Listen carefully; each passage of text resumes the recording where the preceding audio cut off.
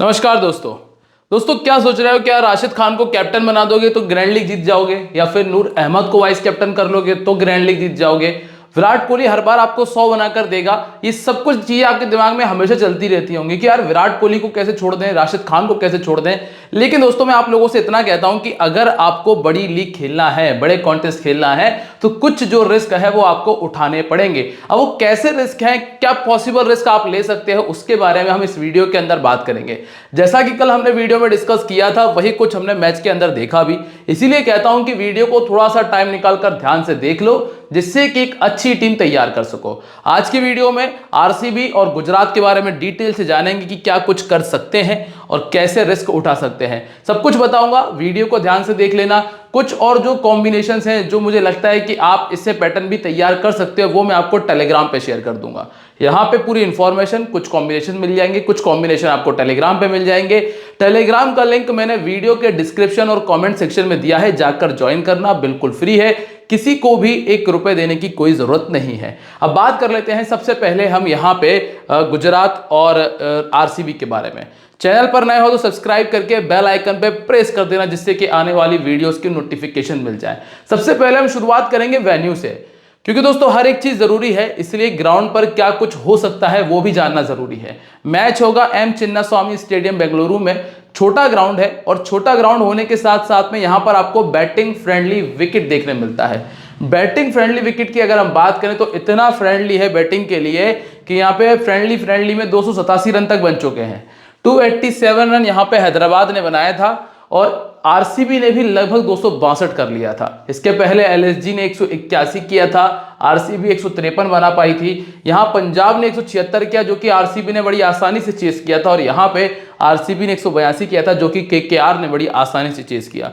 बहुत हद तक आपको यहां पर यह देखने मिलेगा कि अगर पहले बैटिंग करने वाली टीम 180 185 बना रही है तो वो सेफ नहीं है, मतलब उसके हारने के चांसेस काफी अच्छे रहेंगे, क्योंकि यहां सेकंड इनिंग में ड्यू के चांसेस बहुत अच्छे होते हैं, जिसकी वजह से ये देखने मिलता है कि जो टीम सेकंड बैटिंग करने आती है वो मैच को विन कर लेती है। हालांकि यहां पे आरसीबी ने थोड़ा सा निराश किया था, 10 विकेट गिर गए थे इनके 153 रन पे, लेकिन ऐसा बार बार नहीं होगा, क्योंकि आप देखोगे 178 चेस हुआ, यहां 182 चेस हुआ, और ये भी लगभग चेस होने के बहुत करीब था। 262 तक गाड़ी पहुंच गई थी। स्कोर करने वाले प्लेयर्स की अगर हम चर्चा करें तो आपको अधिकतर ये चीज देखने मिल रही है कि जो ओपन करने आता है वो आपको इतना बड़ा स्कोर कर देता है कि आपकी कैप्टनसी की चॉइस बन जाता है। अब आप 2 चीज कर सकते हो, या तो आप रिस्क ले लो, और अगर आप 5 टीम बना रहे हो, 6 टीम बना रहे हो, उन 6 की 6 टीम में एक ही कप्तान कर लो, वाइस कैप्टन बदल कर जा सकते हो, क्योंकि अगर ऐसा हो रहा है तो चांसेस है कि ऐसा होते हुए भी आप देख लोगे। या फिर आप ऐसा कर सकते हो कि आप अलग अलग कैप्टन बना तो रहे हो, लेकिन फिर आपको बहुत ज्यादा रिस्क उठाने पड़ेंगे। अब यहाँ पे क्या ये संभव है? अगर देखें, शिखर धवन ओपन कर रहे थे, डिकॉक ने 80 कर दिया था, यहाँ पे विराट कोहली का 83 था, और 102 यहाँ पे ट्रेविस हेड के थे, और ये सारे कैप्टनसी की चॉइस बन चुके हैं ऑलरेडी। सेकेंड इनिंग में देखोगे तो विराट कोहली ने यहाँ 77 किया, यहाँ पे महिपाल लोमरोड थे नंबर 7 पे, दिनेश कार्तिक ने 83 किया, और यहाँ पे वेंकटेश अय्यर का 50 था। तो क्या ये रिस्क उठा सकते हैं? वैसे दोस्तों देखा जाए तो रिस्क जेन्युइन है, लिया जा सकता है, क्योंकि अगर इस तरह का काम अभी तक चलता आ रहा है इस ग्राउंड पे, पॉसिबल है कि आपको फिर से देखने मिल सकता है। इसके बाद अगर देखें तो यहाँ पे ज्यादातर जो विकेट है वो फास्ट बॉलर्स ने निकाले हैं, और फास्ट बॉलर्स ही आपके लिए बहुत इंपॉर्टेंट पिक है। स्पिनर्स को एक सिचुएशन में विकेट मिल सकता है। पहली सिचुएशन तो ये कि फर्स्ट इनिंग में विकेट निकाल दे स्पिनर जितने निकालने हैं, अगर यहां निकल गए तो ठीक है, लेकिन अगर फर्स्ट में नहीं निकाल रहे और सेकंड इनिंग में ज्यादा विकेट मिलते हैं तो उसके पीछे सबसे बड़ा हाथ होगा इतने बड़े स्कोर का। अगर इतना कुछ बड़ा स्कोर बनता है तो सेकंड इनिंग में आपको स्पिनर्स के खाते में विकेट देखने मिलेंगे, क्योंकि फिर वहां पे बल्लेबाज हिट करने को जाएगा, और हिट करते हुए वो विकेट फेंक सकता है। तो ये यहाँ इस ग्राउंड की कहानी है। पावर प्ले में बहुत हद तक आपको 1 विकेट देखने मिल सकता है दोनों इनिंग्स की तरफ से। तो दोस्तों यहाँ पे ग्राउंड क्लियर होता है कि ग्राउंड पे क्या क्या संभव है। अब हम बात कर लेते हैं यहाँ से कि इस मैदान पे जो मैचेस हुए उसमें बैट्समैन किस तरीके से स्कोर कर रहे थे और किस किस नंबर के स्कोर कर रहे थे। मैं बहुत कमाल की चीज आपको दिखाऊंगा। सबसे पहले दोस्तों वीडियो को लाइक कर देना, जिन जिन लोगों ने वीडियो को लाइक नहीं किया है, लाइक करके कमेंट करके बताओ कि वीडियो कैसा है। यहां पे एक चीज जो आपको नजर रखनी है, सबसे पहले पंजाब और आरसीबी का मैच आपके सामने रख रहा हूं। फर्स्ट इनिंग में इस खिलाड़ी ने स्कोर नहीं किया, बाकी ये इसने स्कोर नहीं किया, बाकी अगर आप देखोगे ऑलमोस्ट सब ने 25 के आसपास का स्कोर किया है, जो कि ड्रीम टीम में लगभग आने के लिए काफी है। अगर ऐसा है कि मान लो आपने नंबर 3 का प्लेयर लिया है, इसने 25 बनाया और आपने इसको नहीं लिया, मान लो कि आपने 5 नंबर के प्लेयर को लिया है, तो इसने भी इतना स्कोर तो कर ही दिया है कि इससे बहुत ज़्यादा बड़ा डिफरेंस ना हो। अगर आपने ये लिया है तो भी कोई बहुत बड़ा डिफरेंस नहीं है, डिफरेंस थोड़ा सा यहाँ कह सकता हूँ। और 8वें नंबर का प्लेयर तो बैटिंग के लिए वैसे भी कोई नहीं लेता है। फिर अगर हम यहाँ नीचे आए तो नीचे आपको क्या देखने मिलेगा, 77 का स्कोर आया था, बाकी ये 2 फ्लॉप हमने देखे, फिर 18, फिर एक और फ्लॉप हमने देखा 11-28 का स्कोर था। नॉर्मली होता यह है कि आरसीबी की टीम उतनी बेहतर बैटिंग अभी तक नहीं कर पा रही थी, लेकिन इस मैच में क्योंकि सारे बढ़िया बैट्समैन आ चुके हैं तो पॉसिबल है कि अच्छी बैटिंग देखने मिलेगी। फिर अगला जो मैच आपके सामने है, यहाँ पे आरसीबी ने पहले बैटिंग की और फिर से एक बार एक और ओपनर फ्लॉप हुआ, इसके बाद फिर से वही स्थिति बनी है, 33-28 का स्कोर है। फिर ये नीचे के 2 खिलाड़ी जल्दी आउट हुए और 20 रन का स्कोर है। और इसके बाद आप यहाँ पे देखेंगे जितने खिलाड़ियों ने बैटिंग की सभी ने अच्छी बैटिंग की। फिर जो तीसरा मैच निकल कर आता है, इसमें ये 20 रन का स्कोर है और एक ही 6 रन का स्कोर है, बाकी 24, 40, 81 हैं। यहाँ पर अगर देखेंगे तो आरसीबी की टीम पूरी फ्लॉप हुई थी और किसी ने भी उतना कुछ खास किया नहीं था, लेकिन जितने भी स्कोर थे सब आसपास के स्कोर, जैसे 22, 19, 29 और 33, ये 3 खिलाड़ी बिल्कुल फ्लॉप थे। और ये जो आखिरी मैच है जिसमें एसआरएच के जितने खिलाड़ियों ने बैटिंग की सभी ने स्कोर किया, यहाँ पर भी लगभग ये 3 खिलाड़ी फ्लॉप हुए, बाकी जितने लोगों की बैटिंग आई सभी ने स्कोर किया। तो ज्यादातर तो इस ग्राउंड के ऊपर हमें ये देखने मिलता है 2 खिलाड़ी बहुत से बहुत फ्लॉप होंगे, बहुत ज्यादा से ज्यादा 2 या 3 खिलाड़ी फ्लॉप हो रहे हैं, बाकी सारे बल्लेबाज स्कोर करके दे रहे हैं। अगर मैं दोनों इनिंग्स को काउंट कर लूं तो आपको क्या देखने मिलेगा, एक ये फ्लॉप हुआ, 2 ये फ्लॉप हुए और चौथा फ्लॉप ये था। मतलब टोटल 22 खिलाड़ी में से, जिसमें से लगभग 7 खिलाड़ियों की बैटिंग आ जाती है, तो 14 में से सिर्फ 4 खिलाड़ी फ्लॉप हुए। अगला मैच आप देखोगे 1, 2, 3, ये तीनों चले, 1, 2, 3 फ्लॉप हुए, फिर यहाँ पे 1 फ्लॉप हुआ, टोटल 4 खिलाड़ी दोनों इनिंग्स में यहाँ फ्लॉप हुए। अगले मैच में आएंगे तो यहाँ पे 1 फ्लॉप, और ये तो नीचे खैर इतनी बैटिंग आ ही नहीं पाई होगी, 1 फ्लॉप ये और 1 फ्लॉप ये और 1 ये, यहाँ पर भी लगभग 4 फ्लॉप हमने देखे। और ये एक और मैचेस में तो एक भी खैर फ्लॉप नहीं हुआ, यहाँ पर 1, 2, 3, तो कुल मिलाकर पूरे मैच के अंदर 3 मुश्किल से मुश्किल 3 और बहुत ज्यादा से ज्यादा 4 बल्लेबाज फ्लॉप हो रहा है। और एक टीम के अंदर से हम एवरेज 2 खिलाड़ी मान के चल सकते हैं कि इससे ज्यादा फ्लॉप हमें देखने नहीं मिल रहा है। मतलब जितने लोगों की बैटिंग आ रही है वो आपको डिसेंट स्कोर करके दे जाता है। अभी तक इस ग्राउंड की कहानी कुछ ऐसी रही है, इसीलिए बैटिंग फ्रेंडली विकेट होने का ये मतलब है कि आपको सीधा सीधा समझना होगा। और एक और चीज जो अभी हम पहले भी देखते हुए आए हैं कि जो ओपन करने आ रहा है उसमें एक बल्लेबाज ने इतना बड़ा स्कोर तो किया है कि वो कैप्टन बन सकता है, 45, 83, 81, 102। और नीचे अगर देखेंगे फिर किसी भी खिलाड़ी ने इतना बड़ा स्कोर नहीं किया, यहाँ पे जरूर एक 67 था लेकिन फिर भी कैप्टनसी वाला काम हो चुका था। सेकंड इनिंग की बात करें तो 77, 47 ये फ्लॉप और यहाँ पे 62 और ये यहाँ पे 83 का स्कोर था। हालांकि अनएक्सपेक्टेड था, ऐसा बार बार नहीं होता है। यहाँ पर भी आपको ये देखने मिल जाएगा कि जो टॉप ऑर्डर है वो आपके लिए सबसे ज्यादा इंपॉर्टेंट पिक रहेंगे, इन पे आपको नजर रखनी है। तो ये इस मैदान पर अभी तक हम देखते आए हैं। अब हम यहाँ पे बात कर लेते हैं कि इस मैदान पर किन किन खिलाड़ियों का रिकॉर्ड अच्छा है। डुप्लेसी का रिकॉर्ड बढ़िया है, कोहली का रिकॉर्ड बढ़िया है, पाटीदार का रिकॉर्ड एवरेज है, विल जैक ने एक ही मैच खेला है, ग्रीन का रिकॉर्ड 12 का और मैक्सवेल का रिकॉर्ड 22 का है और दिनेश कार्तिक का रिकॉर्ड 20 का एवरेज है। गेंदबाजी में यश दयाल के पास में 4 विकेट है, कर्ण शर्मा 11 विकेट निकाल चुके हैं, सिराज के पास में 22 है और मैक्सवेल 9 विकेट निकाल चुके हैं। दूसरी टीम की तरफ जाएंगे तो रिद्धिमान शाह और गिल दोनों का रिकॉर्ड बढ़िया है, मिलर का रिकॉर्ड ठीक है और इसके बाद गेंदबाजी में शर्मा जी ने इस मैदान पे 9 विकेट निकाले हुए हैं। अब हम ये देख लेते हैं कि जब ये दोनों टीमें बॉलिंग करने आती हैं तो क्या इनको पावर प्ले में विकेट मिलता है, और अगर मिलता है तो कौन से गेंदबाज निकालते हैं, जरा वो नजर डाल देते हैं। तो यहां सबसे पहले अगर हम बात करें आरसीबी की, तो आरसीबी की टीम ने यहां से लेकर यहां तक इतनी गंदी गेंदबाजी की थी कि इनको विकेट नहीं मिल रहे थे। लेकिन अगर हम पिछले 3 मैचेस की बात करें तो यहां पे ये चीज कंफर्म हुई है कि इन्होंने पावर प्ले के अंदर कम से कम 1 विकेट निकाला है। निकालने वाले प्लेयर में स्वप्निल सिंह 2 बार आ चुके हैं और यहाँ पे यश दयाल का नाम आपको देखने मिलेगा, यहाँ विल जैक ने निकाला था और यहाँ पे मोहम्मद सिराज थे। इसके पहले ग्लेन मैक्सवेल, मोहम्मद सिराज, यश दयाल और यहाँ पे राहुल आरटी कौन था मैं भूल गया हूँ, रेसिस टॉपली ने विकेट निकाला था। तो इस तरीके से हमें देखने मिल रहा है। तो बहुत हद तक 1 विकेट आ सकता है और वो एक विकेट आपको इस तरीके से देखने मिल जाएगा। या तो मोहम्मद सिराज निकाल सकते हैं, बहुत हद तक मैं इनसे ही उम्मीद करूंगा, सबसे ज्यादा उम्मीद मेरी इनसे ही रहेगी। और अगर ये नहीं निकालते हैं तो फिर एक यश दयाल से मैं थोड़े चांसेस मान के चलता हूं। हालांकि पिछले मैच में स्वप्निल सिंह ने विकेट निकाला था, चूंकि विकेट थोड़ा सा स्लो भी था। अब दूसरी टीम की तरफ अगर जाते हैं, और आउट कौन हो सकता है, रिद्धिमान शाह और गिल में से अगर बात करेंगे तो गिल ही लास्ट मैच में भी रिद्धिमान शाह आउट हुए थे, सबसे ज्यादा चांस उन्हीं के होंगे।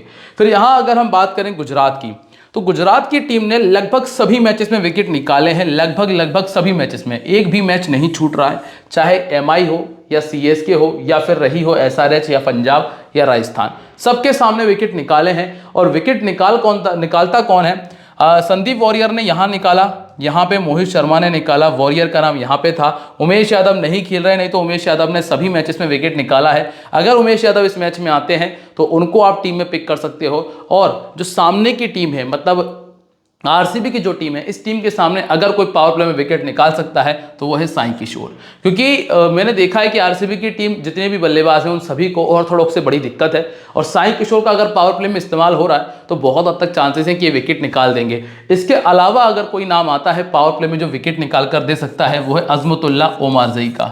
अजमतुल्ला ओमारजई आपको फिर पावर प्ले में विकेट निकाल कर दे सकते हैं। लेकिन एक और बहुत अच्छी चीज यहाँ ऊपर में आपको दिखाना रह गया, होम ग्राउंड पे इनके जो मैचेस निकले हैं, एक मैच होम ग्राउंड पे ये था, कोई विकेट नहीं आया, होम ग्राउंड पे ये मैच था, कोई विकेट नहीं आया।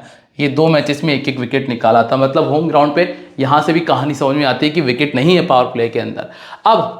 अब बात करते हैं कि जब ये दोनों टीमें बैटिंग करने आती हैं तो किन गेंदबाजों को ये विकेट देती हैं, जिससे आप ये तय कर सको कि 12 गेंदबाजों में से कौन से ऐसे 2-3 गेंदबाज हैं जो आपकी टीम में जगह बना सकते हैं। अब सबसे पहले अगर हम बात करें आरसीबी की, जो कि लगभग 6 विकेट हर मैच के अंदर इनके गिर जाते हैं, तो आपको ये देखने मिलता है कि इन्होंने चाइना मैन को एक भी विकेट नहीं दिया। क्योंकि चाइना मैन अभी ज्यादा है भी नहीं, एक नूर अहमद और एक कुलदीप यादव है। इसके अलावा लेफ्ट आर्म को इन्होंने बहुत विकेट दिए हैं, लगभग 15 विकेट दिए हैं, लेकिन इस टीम के पास में लेफ्ट आर्म मीडियम भी नहीं है, और इसका फायदा सीधा सीधा जाता है आरसीबी को।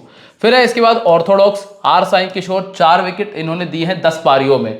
लेकिन इस टीम को मैंने पहले भी परेशान होते हुए देखा है ऑर्थोडॉक्स से, तो ज्यादा नहीं तो मैं 1 विकेट तो कम से कम मान सकता हूं, ज्यादा नहीं तो। इसके बाद राइट आर्म फास्ट बॉलिंग को 15 विकेट दिए, यहां पे कोई राइट आर्म फास्ट बॉलिंग करने वाला गेंदबाज नहीं है। राइट आर्म मीडियम को 17 विकेट दिए, और यहां पे टोटल 3 गेंदबाज हैं, वॉरियर, शर्मा और ओमारजई। तीनों का सेक्शन अलग अलग है। वॉरियर आपको सिर्फ पावर प्ले में मिलेंगे और 1 ओवर आपको डेथ में मिल जाएगा। ओमारजई के ज्यादातर ओवर आपको पावर प्ले में मिलेंगे और मोहित शर्मा के ज्यादातर ओवर आपको डेथ में मिलेंगे। अब कुछ इस तरह की कहानी है कि पावर प्ले में अगर आपको लग रहा है कि विराट कोहली और डुप्लेसी में से कोई विकेट जल्दी आउट हो सकता है, तो फिर आप ओमारजई और वॉरियर पे रिस्क ले सकते हैं। अगर आपको लग रहा है कि ये दोनों खड़े रहेंगे, तो फिर आप मोहित शर्मा पे रिस्क ले सकते हैं, क्योंकि फिर ये डेथ में गेंदबाजी करने आते हैं। बाकी इनके और रिकॉर्ड भी मैं आपको आगे दिखाऊंगा, उन पे फोकस करना। हाल फिलहाल में मैं तीनों को मिला के मिनिमम 2 और मैक्सिमम 3 विकेट काउंट कर रहा हूं। हालांकि ये भी ज्यादा है, मैं सिर्फ 2 ही विकेट मान के चल रहा हूं, 3 हटा देते हैं, सिर्फ इनके 2 विकेट मान लेते हैं। लेकिन अगर ओमारजई बहुत अच्छा करते हैं तो विकेट बढ़ सकते हैं। मोहित शर्मा से अभी भी चांसेस 50-50 हैं। शाहरुख खान से गेंदबाजी कराते नहीं है, राशिद खान के पास में कम से कम 1 विकेट का मौका है इनके पास में, क्योंकि इन्होंने 7 विकेट टोटल दिए हैं लेग ब्रेक को। तो यहां विकेट की जो कहानी कुछ इस तरीके से रहेगी, 1 विकेट आर साई, 2 विकेट यहां से और 1 विकेट यहां से, टोटल 4 विकेट गिरते हुए मुझे नजर आ रहा है। 4 से ज्यादा विकेट बहुत रेयर सिचुएशन में जाएंगे। अगर लेफ्ट आर्म कोई ऐड होता है तो एक अलग बात होगी, या फिर अगर उमेश यादव ऐड होते हैं तो एक अलग बात होगी, क्योंकि वो राइट आर्म फास्ट में आ जाएंगे। ये 2 चीजें आप ध्यान रखना, इनको नोट करके रखना, उमेश यादव के लिए भी और अगर कोई लेफ्ट आर्म आता है तो उसके लिए। अब अगर बात करें गुजरात की जो टीम है, लगभग 6 विकेट इनके हर मैच में गिर जाते हैं।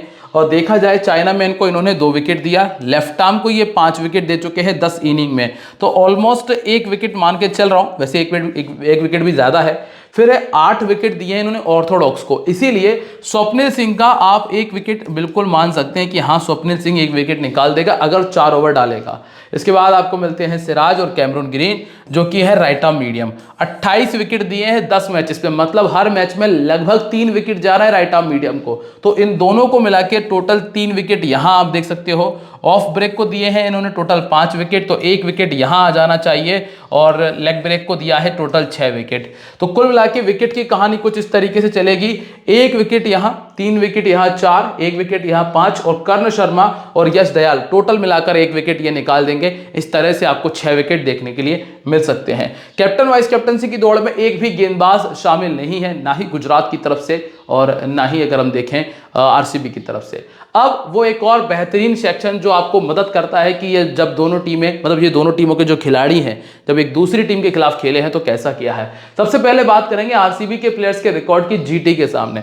दोस्तों यहां जितना पॉसिबल होगा सारी इंफॉर्मेशन आपको दे दूंगा, लेकिन अगर आप लोग टेलीग्राम पे नहीं हो तो वहां ज्वाइन करना, क्योंकि वहां पे भी आपको पिच रिपोर्ट मिलती है जो सबसे ज्यादा इंपॉर्टेंट चीज होती है। और इसके अलावा टेलीग्राम पे आपको कुछ और कॉम्बिनेशंस भी मिल जाएंगे, ज्वाइन करके रखना, लिंक डिस्क्रिप्शन में है और वीडियो को लाइक जरूर कर दीजिएगा। डुप्लेसी की बात करते हैं हम। डुप्लेसी इस टीम के सामने जो 4 मैचेस खेले हैं गुजरात के, क्योंकि गुजरात ज्यादा पुरानी टीम है नहीं, अभी पिछले से पिछले साल ही टीम ऐड हुई थी, तो क्या हमने देखा है कि 24 रन किए हैं, यहां पे आउट किया है एसके ने, साई किशोर ने आउट किया था, ये पिछले ही मैच की बात है।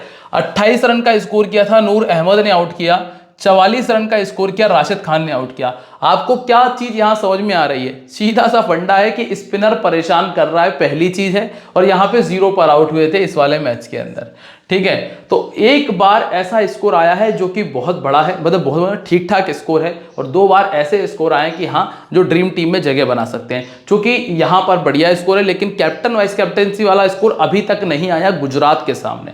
फिर इसके बाद अगर आप देखोगे विराट कोहली ने 70 किया, 100 किया, 73 किया, 58 किया। अब जो हम देख रहे थे कि भाई जो टॉप ऑर्डर से कैप्टन बना सकते हैं उसमें विराट कोहली का नाम शामिल होता है। अगर इतने सारे हिट परफॉर्मेंस आने के बाद में एक फ्लॉप आता है तो आप कुछ टीमों में विराट कोहली को छोड़ भी सकते हो, कुछ नहीं कुछ ज्यादा टीमों में छोड़ना। जैसे कि अगर आप 5 कॉम्बिनेशन बना रहे हो ना, तो 3 में कप्तान करना, 2 में रखना ही मत। क्यों मत रखना? क्योंकि अगर एक फ्लॉप आता है, क्योंकि दोस्तों इतने सारे हिट हो चुके हैं, एक फ्लॉप तो बनता है, आना चाहिए इसके बाद में, तो वो रिस्क लेना पड़ेगा, और ऐसे ही रिस्क आपको बेहतर करके दे सकते हैं और ये रिस्क उठाने पड़ेंगे। इसके बाद विल जैक ने 1 मैच खेला, उसमें 100 बनाया। मैक्सवेल का अगर आप रिकॉर्ड देखोगे, पहले हम पाटीदार का देख लेते हैं। पाटीदार ने 1 बार बैटिंग की है गुजरात के सामने और 52 का स्कोर किया है। ध्यान रखना, 1 बार बैटिंग की है, 52 किया है। क्यों? क्योंकि पाटीदार स्पिन को बहुत अच्छा खेलते हैं। और विल जैक के बारे में भी आपको एक बात बताऊंगा आगे चल के। मैक्सवेल 11 में 5, राशिद खान ने आउट किया, 40 में 18 और 33 में 18। इन सभी मैचेस में राशिद खान शामिल थे, उसके बावजूद भी इतने बढ़िया स्कोर अगर हम देख रहे हैं तो इनको स्पिन से उतनी दिक्कतें नहीं हुई हैं। मेन हालांकि इस मैच में जरूर राशिद खान ने आउट कर दिया था। इसके बाद कैमरून ग्रीन 30 में 20, 3 में 3 और 33 में 26। हालांकि इनका बैटिंग डाउन कुछ मैचेस में नीचे भी रहा है और कुछ मैचेस में ऊपर भी हमने देखा था। वहां नूर अहमद ने आउट किया, और दिनेश कार्तिक की बात करेंगे तो 0, 2 और यहाँ पे 2, 3, ठीक है। अब यहां से हम आते हैं सीधे गेंदबाजी सेक्शन में। स्वप्निल सिंह ने 1 मैच खेला है, 3 में 1, सिराज ने 4 में 1, 4 में 2 और 4 में 0। इनिंग की भी अगर हम बात करें, फर्स्ट इनिंग में ये 0 पर आउट हुए थे। फेफ डुप्लेसी फर्स्ट इनिंग में 28 किया था, सेकंड इनिंग में 24 किया था। फिर यहाँ फर्स्ट इनिंग में ही किया था ग्लेन मैक्सवेल, फर्स्ट इनिंग में आउट हुए थे। यहाँ सेकंड इनिंग में अच्छा किया था, सेकंड इनिंग में इन्होंने 33 किया, फर्स्ट इनिंग में ये 3 रन पर आउट हुए थे और 33 का स्कोर किया था। यश दयाल की बात करेंगे, पहली इनिंग में 4 में 0 है।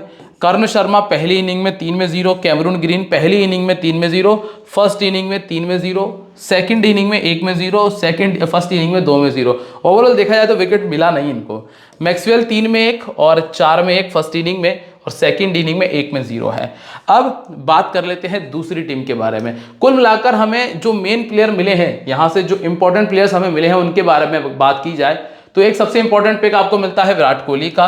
विल जैक ने अच्छा किया था, लेकिन जो बहुत दिक्कत आई थी इन्हें नूर अहमद को खेलने में, जब तक बॉल रुक रही थी, इसलिए स्पिन इनके लिए दिक्कत बन सकती है। एक ग्लेन मैक्सवेल ने बहुत अच्छा किया है और एक रजत पाटीदार ने बहुत अच्छा किया है। तो ये 3 प्लेयर ऐसे हैं जो आपके लिए ज्यादा फायदेमंद हो सकते हैं। अब अगर हम बात करें गुजरात के प्लेयर्स के रिकॉर्ड की आरसीबी के सामने, तो आपको ये देखने मिलेगा रिद्धिमान शाह पहले बैटिंग करने आए, 5 रन पर आउट हुए, स्वप्निल सिंह ने आउट किया। यहाँ पे सेकंड इनिंग में बैटिंग कर रहे थे, 12 रन पर आउट हुए, मोहम्मद सिराज ने आउट किया। इस वाले मैच में 31 किया था पहले बैटिंग करते हुए, इस वाले मैच में 29 किया था सेकंड बैटिंग करते हुए, और यहाँ पे 10 का स्कोर है। और कुल मिला के टोटल 2 अच्छे स्कोर है, 3 फ्लॉप है। इसके बाद अगला नाम है शुभमन गिल का। यहाँ पे ग्लेन मैक्सवेल ने आउट किया पहले बैटिंग करते हुए 16 रन पे, सेकेंड इनिंग में बनाया 100, यहाँ पे 1 रन, यहाँ पे 31 का स्कोर है, यहाँ पे 29 का स्कोर है। ओवरऑल एक बार कैप्टनसी वाला काम किया है, सिर्फ एक बार। इसके बाद साई सुदर्शन 84 का स्कोर यहाँ है और यहाँ पे 20 का स्कोर है सेकेंड इनिंग में बैटिंग करते हुए।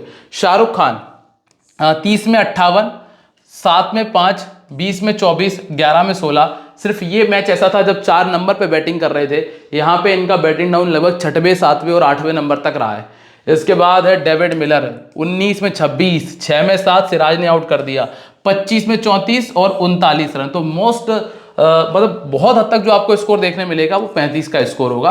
किससे? डेविड मिलर से।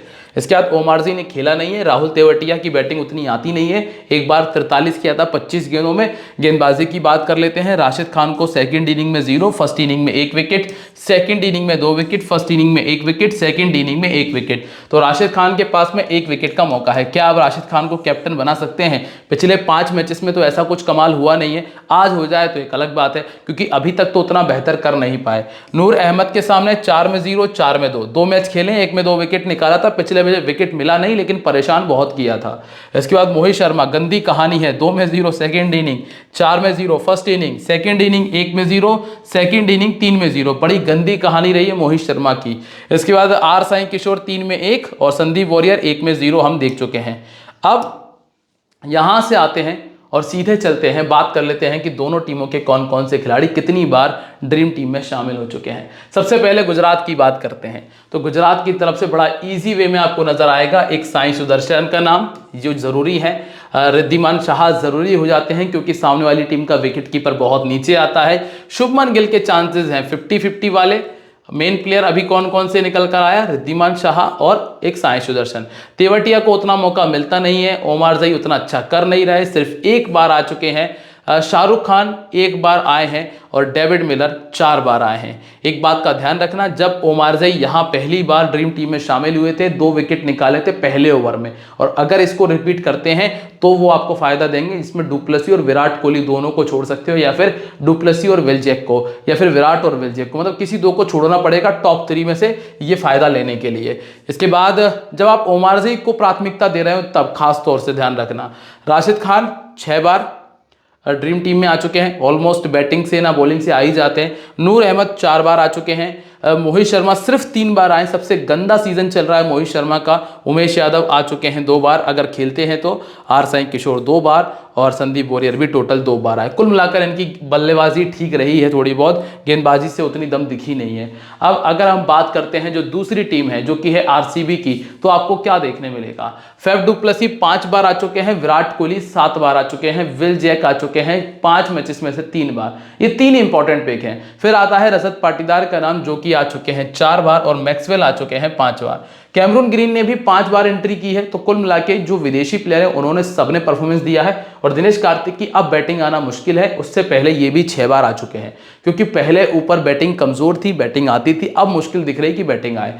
अब यहां एक और चीज आपको देखनी है कि होम ग्राउंड पे किसने स्कोर किया है। 1 विराट कोहली 2 और विराट कोहली 3 बार। 4 मैचेस हो चुके हैं जिनमें से 3 बार विराट कोहली ने ड्रीम टीम में जगह बनाई है। जैसा मैं बता भी रहा था कि टॉप ऑर्डर स्कोर करता है। फिर फैफ डु प्लेसी की बात करेंगे तो फ्लॉप फ्लॉप फ्लॉप, 1 बार ड्रीम टीम में जगह बनाई है। इसके बाद रजत पाटीदार, यहां पे फ्लॉप है, यहां पे फ्लॉप है, यहां पे भी फ्लॉप है, और यहां पर सॉरी यहां 1 बार और फिर फ्लॉप है। ग्लेन मैक्सवेल 3 मैचेस में एंट्री की है और इस वाले ग्राउंड पे इस वाले मैच में खेले नहीं थे। कैमरून ग्रीन सिर्फ 1 बार आए हैं, दिनेश कार्तिक 1 बार आए हैं और यहां पर 1 बार आ चुके हैं। तो कुल मिला के आपको चीज समझ में आ रही होगी। क्या समझ में आ रहा है कि एक तो मैक्सवेल को नहीं छोड़ना और एक कोहली को नहीं छोड़ना इस ग्राउंड के ऊपर, कम से कम तो। फिर इसके बाद आप यहां पर देख सकते हैं स्वप्निल सिंह 2 में से 2 बार आ चुके हैं। मोहम्मद सिराज होम ग्राउंड पे 1 बार, होम ग्राउंड पे 2 बार, सिर्फ 2 बार शामिल हुए। इसके अलावा यश दयाल ने कुछ नहीं किया। कर्ण शर्मा स्टार्टिंग में खेलने का मौका मिला नहीं था। अब कैप्टन वाइस कैप्टनसी की दौड़ देख लेते हैं कि कैप्टन वाइस कैप्टनसी की दौड़ कहां से कहां तक है। पहले अगर हम आरसीबी की बात करें तो ये दोनों प्लेयर्स हैं, विराट कोहली और विल जैक। ये सेम कैप्टन वाइस कैप्टन दोनों का काम करेंगे। फिर एक नाम आता है रजत पाटीदार का, जो काम कर सकते हैं वाइस कैप्टनसी का। काय का काम करेंगे? वाइस कैप्टनसी का। कंडीशन क्या होगी? जब ओमारजई, सिर्फ मेरे को ओमारजई से उम्मीद है, जैसा मैं तुषारा से उम्मीद लगा के बैठा था स्टार्टिंग से, जो उन्होंने फाइनली कल काम किया, सिर्फ यहां पे ओमारजई से उम्मीद कर सकता हूं, क्योंकि वही एक ऐसे गेंदबाज है उस टीम में जो विराट कोहली और डुप्लेसी दोनों को आउट कर सकते हैं, क्योंकि बढ़िया गेंदबाज है, दोनों तरफ स्विंग करा लेते हैं। तो विराट कोहली और डुप्लेसी या फिर विल जैक, इन तीन में से 2 विकेट अगर जल्दी निकाल देते हैं ओमारजई, तो फिर पाटीदार वाइस कैप्टन बन सकते हैं, और ऐसा मैंने बनाया भी एक कॉम्बिनेशन। इसके बाद गेंदबाजी में देखेंगे तो एक भी ऑप्शन नहीं है इनके पास में, सिर्फ और सिर्फ ये 2 खिलाड़ी और एक तीसरा प्लेयर ऐसा है जो सबसे ज्यादा चांसेस रखते हैं कैप्टन वाइस कैप्टनसी का। अगर हम गुजरात की तरफ देखें तो गुजरात की तरफ से एक नाम मिलेगा शुभमन गिल, साई सुदर्शन का, और तीसरा नाम है शाहरुख खान का। ये 3 प्लेयर निकल कर आते हैं जो कैप्टन वाइस कैप्टन बन सकते हैं। बाकी इसके अलावा जो दूसरे प्लेयर है ये टीम में, ड्रीम टीम में शामिल हो जाए, यही बहुत होगा। ओमारजई की बैटिंग नहीं आ पाती है, नहीं तो मैं इनको भी जरूर रखता। अब ऐसे सेफ खिलाड़ी जिनके चांसेस बहुत हाई हैं कि वो आपको ड्रीम टीम में देखने मिल जाएंगे। बस थोड़ा सा आपको यहाँ इक्का दुक्का चेंज करने पड़ेंगे। पूरे 8 खिलाड़ी लेकर आया हूँ, मुश्किल से मुश्किल इनमें से एकाधिक बाहर हो जाए तो बहुत बड़ी बात होगी।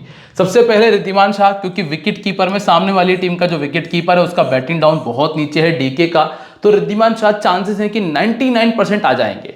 इसके बाद शुभमन गिल, विराट कोहली रिसेंटली अच्छा करते आए, साई सुदर्शन ने हर मैच में 30 रन बनाया है, तो लगभग ये खिलाड़ी भी आ ही जाएगा। तो शुभमन गिल पिछले मैच में जल्दी आउट हो गए थे, थोड़ा स्ट्रगल किया, बाकी विराट कोहली तो हर मैच में कर रहा है स्कोर। फिर है विल जैक, अच्छा कर रहे हैं। मैक्सवेल आपको बॉलिंग से विकेट निकाल कर देते हैं तो ही आ पाएंगे। शाहरुख खान नंबर 4 खेलेंगे तो ही आ पाएंगे, और राशिद खान ऑलमोस्ट 1 विकेट निकाल देंगे, मुझे इस मैच में कम से कम इनसे ये उम्मीद है। फिर इसके बाद है कुछ ऐसे खिलाड़ी जो कि डिफरेंशियल हैं, और डिफरेंशियल क्यों है वो भी बताऊंगा। एक तो कैमरून ग्रीन, दोस्तों सिर्फ बॉलिंग की दम है, और वो भी डेथ ओवर की बॉलिंग की, अदरवाइज बैटिंग आने के चांसेस थोड़े से कम है, और बैटिंग आती भी है तो नूर अहमद, राशिद खान, साई किशोर, इनको फेस करना पड़ेगा तो दिक्कतें रहेंगी। फिर है स्वप्निल सिंह। स्वप्निल सिंह सिर्फ इसलिए क्योंकि दोस्तों कोई बहुत बड़ा विकेट टेकिंग एबिलिटी नहीं है इनके अंदर, लेकिन सामने वाली टीम को दिक्कत है ऑर्थोडॉक्स से, तो उस वजह से अगर विकेट मिलता है तो आ सकते हैं। फिर है यहाँ पे नूर अहमद, पिछले मैच में इन्होंने बहुत परेशान किया था, विकेट नहीं मिला वो एक अलग बात है, तो ये खिलाड़ी के चांसेस अच्छे हैं। सिराज एक मात्र गेंदबाज है सामने वाली टीम में जिनके पास में डेथ ओवर में यॉर्कर डालने की क्षमता है, बढ़िया यॉर्कर डालने की क्षमता है, इसीलिए। और आर साई किशोर, क्योंकि आरसीबी की टीम ऑर्थोडॉक्स से परेशान होती है, इसीलिए आर साई किशोर को मैंने रखा है। रिस्की प्लेयर में रजत पाटीदार है। रजत पाटीदार रिस्की क्यों है? इसके लिए जरूरी ये होगा कि ऊपर के 2 विकेट जल्दी गिरे, तब रजत पाटीदार को मौका मिलेगा। अगर ऊपर के 2 विकेट जल्दी नहीं गिरते हैं तो फिर इनको शायद उतना बैटिंग करने का मौका ना मिल पाए। ओमारजई, अगर मैं पावर प्ले में कुछ ज्यादा विकेट एक्सपेक्ट कर रहा हूं तो उसमें ओमारजई का हाथ सबसे बड़ा होगा। अगर नहीं खिलाते हैं आज तो वो एक अलग बात है। इसके अलावा मोहित शर्मा, डेथ ओवर के वैसे तो गेंदबाज अच्छे हैं, लेकिन ये साल अच्छा नहीं जा रहा, इसलिए रिस्की में शामिल है। अब कुछ combinations, Wriddhiman Saha, Gill, Sudharsan, Shahrukh Khan, Maxwell, Swapnil, Will Jack, Green और विराट कोहली के बाद आर साई किशोर और नूर अहमद को टीम में जगह दी है। वही इसके बाद जो एक और कॉम्बिनेशन यहाँ आपके सामने है जिसमें रिद्धिमान शाह टीम में है, डुप्लेसी वाइस कैप्टन है, सुदर्शन कैप्टन है, रजत पाटीदार, विराट कोहली, मैक्सवेल, शाहरुख खान, ग्रीन, नूर अहमद और राशिद खान और सिराज हैं। विल जैक को मैंने नूर अहमद या राशिद खान का शिकार माना है, इस वजह से वो मेरी टीम में नहीं है। नंबर तीसरा जो कॉम्बिनेशन है इसमें आपको मिलेंगे दिनेश कार्तिक और रिद्धिमान साहा दोनों। यहाँ मैंने तीनों टॉप ऑर्डर के प्लेयर जिसमें विल जैक, फैफ डुप्लेसी और विराट कोहली शामिल है, तीनों को छोड़ दिया। क्यों छोड़ा है? मैं ये मान के चल रहा हूं कि अगर गलती से ही ओमारजई 2 विकेट अच्छे निकाल दिए तो फिर विल जैक अगर बच भी गए या फिर डुप्लेसी अगर बच भी गए तो उनको राशिद खान या नूर अहमद खा सकता है। ओमारजई अगर जरूरी है इनको कि ये विराट कोहली को आउट करें तो ही फायदा होगा, क्योंकि बाकी बचे हुए जो 2 प्लेयर हैं डुप्लेसी और विल जैक, उनको तो ये दोनों आउट कर सकते हैं, लेकिन जरूर विराट कोहली को सिर्फ एक फास्ट बॉलर ही आउट कर पाएगा, उतना बेहतर, तो ये चांसेस हैं। इसके अलावा Rajat Patidar vice captain, captain Gill है, सुदर्शन, ग्रीन, मैक्सवेल, ये टीम या तो एक तरफा बहुत तगड़ी चलेगी या एक तरफा फ्लॉप जाएगी, ये देखने मिलेगा।